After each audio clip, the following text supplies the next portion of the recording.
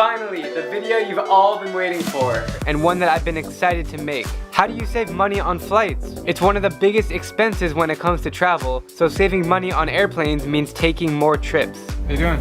Well, yourself? Thank you very much. After booking upwards of 500 flights since 2012, I consider myself a wizard at finding the cheapest rates online. In this 4-minute video, I'm going to explain my best tips, tricks, and strategies for finding cheap flights. Let's start with some quick hits. Always book using an incognito or private web browser. Without this, cookies can make flight prices increase if you search them often. The best and most reliable search engines are Google Flights and Kayak. I use these and only these to book.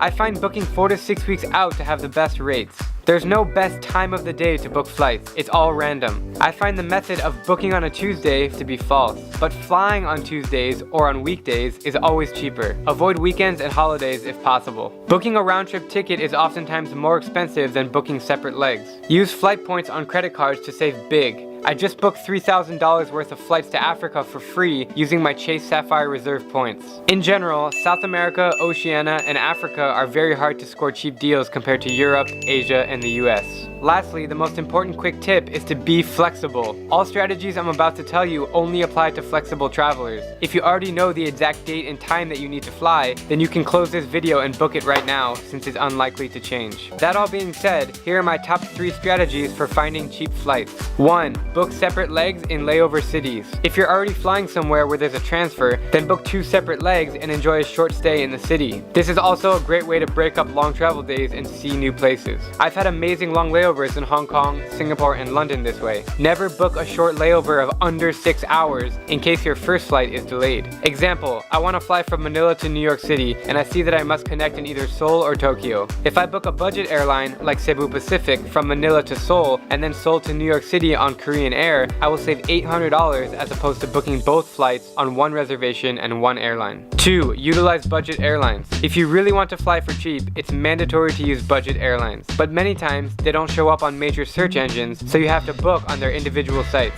Budget airlines are mostly used in Europe, Asia, and Australia, and less common in the Americas and Africa. Before booking budget airlines, take note that they often have less legroom, no entertainment screens, no Wi-Fi, no USB chargers, and no free food or drinks on board, including water. Always check the location of the airport, as some budget airlines have hubs far away from major cities, like AirAsia's airport outside of Kuala Lumpur. Always read the fine print on their website to know their restrictions for baggage weight and number of bags. And don't forget to print out your ticket in advance. Failure to do any of these things may cost you hundreds of dollars. My favorite budget airlines in Asia and Australia are Jetstar, Cebu Pacific, Tiger Air, and AirAsia. And for Europe, it's Ryanair, EasyJet, Wizz Air, and WOW Air. 3. Look for alternate cities and airports to book. This tip works best for Europe and the US since so many major cities are close in proximity. Instead of looking at the most convenient airport to fly out of, check other cities and airports nearby. I just did this in Europe 2 months ago. I needed to fly from Vienna to Tel Aviv, but I saw the cheapest price was $250.